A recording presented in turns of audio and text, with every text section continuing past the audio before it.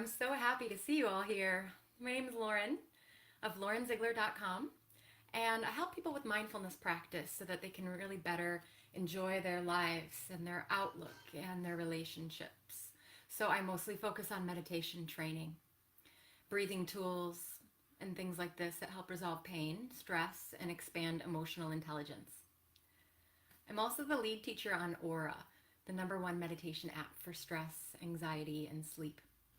Today we're going to be talking about grounding of body, mind, and spirit. So let's dive in. Some of this may be very impactful and surprise you. So I'd like to jump in right away. And I chose this topic today because I know that many of my students want to have a better body, mind, spirit connection. And they tell me that all the time. And I believe that there are endless layers to this. And I want to tell you about some of these things because I think it will show you how to be with some of these layers and know that you're progressing. So let's go right in. I think you'll be able to relate. So a quick story. There was a time when in my life I was holding myself like away from the earth, like holding my muscles all tight and rigid away from the earth. And I was afraid that if I really like let go and relaxed, I don't know that I would lose control or that I wouldn't really be able to trust the ground that I stand on, you know? And if we didn't really receive a lot of physical love and touch growing up in our bodies, or maybe we don't have that currently in our lives, this is something that makes it difficult to trust the ground that we stand on. And, you know, it's hard to then trust others that they'll be able to hold us. So I think that this is really huge because I think that all of the losses that impact our souls in these modern days, out of all of those, that this is the most severe. And that's because it keeps us separated from the roots of ourselves, the roots of our existence. So you see, if you look around, the way that we're on autopilot with routines and abiding in environments that annihilate our senses and doing jobs that are degrading. And it's not human nature. It's not human nature to become dull and bored and tired. This is what happens to humans when we have to repress our aliveness. We become machine-like. So we lose the joy that comes with a dynamic connection with the only living presence that we have guaranteed for our whole lives, and that's our bodies. So separated from this, we're separated from experiencing our lives in the world and from our most foundational sense of self. It can leave us feeling unsure of who we are and what we're doing. To lose our connection with the body is to become homeless and subject to the winds of life. So without an anchor, we float aimlessly and we miss out because the body is a smart place. Your body has tons of information. And I believe that the separateness that we create, this whopping great split between mind, body, and soul, is the root of our problems. If you think of it like this, most people look down and inside of their body they might experience nada. It's like a black hole. You look down and, oh yeah, it's there, but nothing specifically. It's a cultural epidemic. There's a disassociation between mind and body. So I want to talk about 3 things, and that is the body, the mind, and the soul. And we'll touch on these things really quickly, and then I want to get to a short experiential practice, giving you a tool to ground yourself in more deeply. It'll give you a way to come to a grounded center and establish that connection that will give you access to that information, whether it be an instinct, an emotion, a gut reaction, or a creative solution.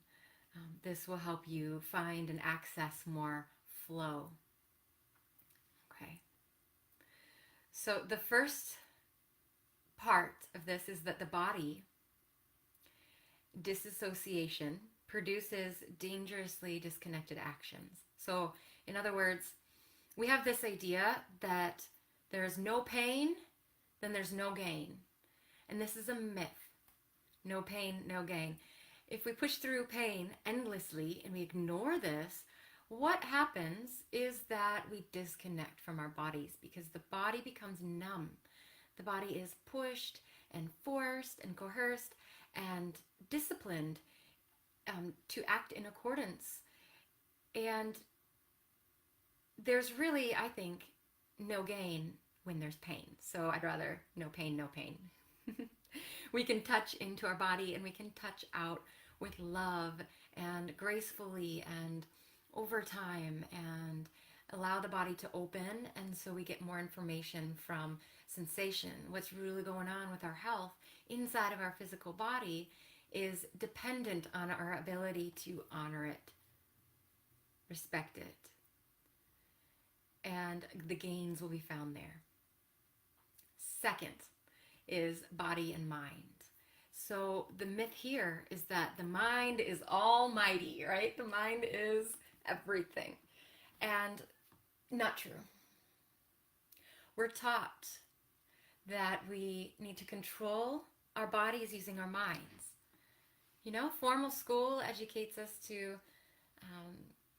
use our minds at the cost of our bodies, where we sit completely still and we train ourselves to ignore bodily needs. For this, there's no cure. Sometimes what happens is that we've gone numb, and sometimes we find that the numbness at some point wears off.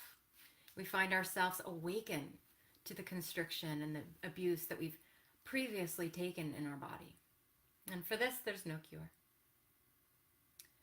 When we're operating from all energy in mind, in head, we elevate our consciousness. This is a great thing. But if we're disconnected from our body, our home, then there's a huge split that is created. As in meditation, the consciousness is elevated, the body attunement remains dormant, further separates. It further separates. The mind need not power over the body. Third, body and spirit. And the myth is that spirit or soul has nothing to do with body. Not true. Body is a home for the spirit. So there are indications that we can look for in ourselves. There are things that we can look for that reveal holding patterns, things that hold us out of being in the flow, and tell us a lot about the state of our spirit. So it's helpful to explore the conscious and unconscious ways that we hold our body.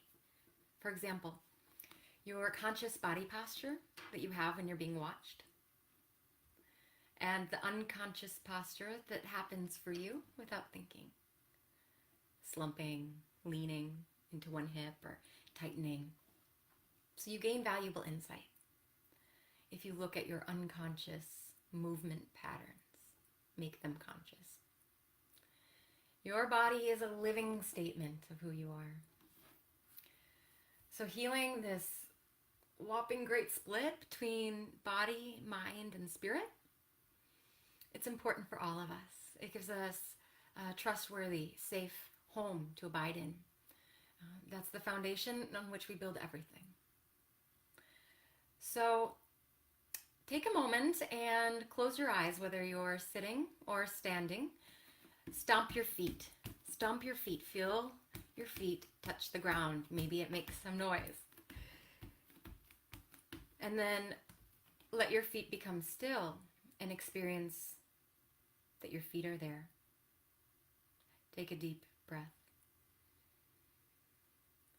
And let that breath out. Continue to breathe deeply in and out. Soften the bottoms of your feet. And press your feet into the ground. If you're standing, bend your knees.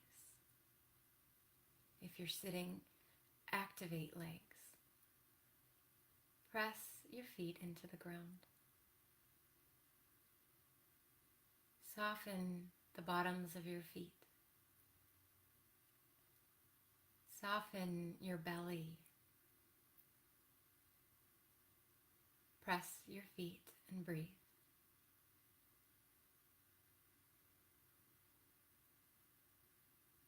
You may find more sensation increasing. You may find a feeling of your pulse in your feet. Tingling, heat, warmth, activation, shaking.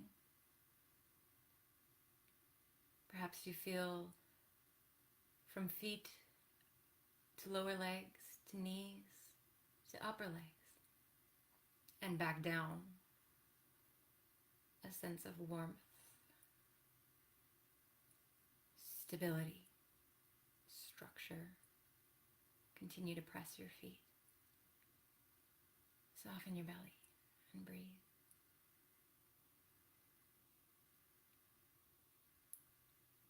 Give yourself another deep breath in. And a smooth, long breath out. You may open your eyes and see how you feel. In just a split moment, you can ground yourself. Thank you for participating. It's been so wonderful to talk with you about this important connection between body, mind, and spirit. And I look forward to giving you more and more ways to explore this, to practice this. I'm all about experiential meditation tools to really improve our consistency of practice, to actually do these things and find the benefit showing up in our lives. So in the comments here, I'd like you to jot down and just let us know, how do you refer to your body? Sometimes it's like our body is more static, or sometimes it's like an expression of life.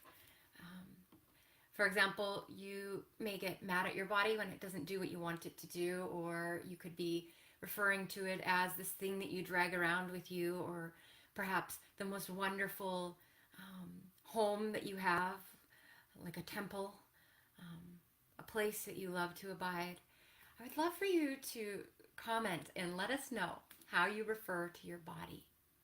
And then be sure to head on over to my website, laurenziegler.com/meditation, and you'll find the link here in the video as well.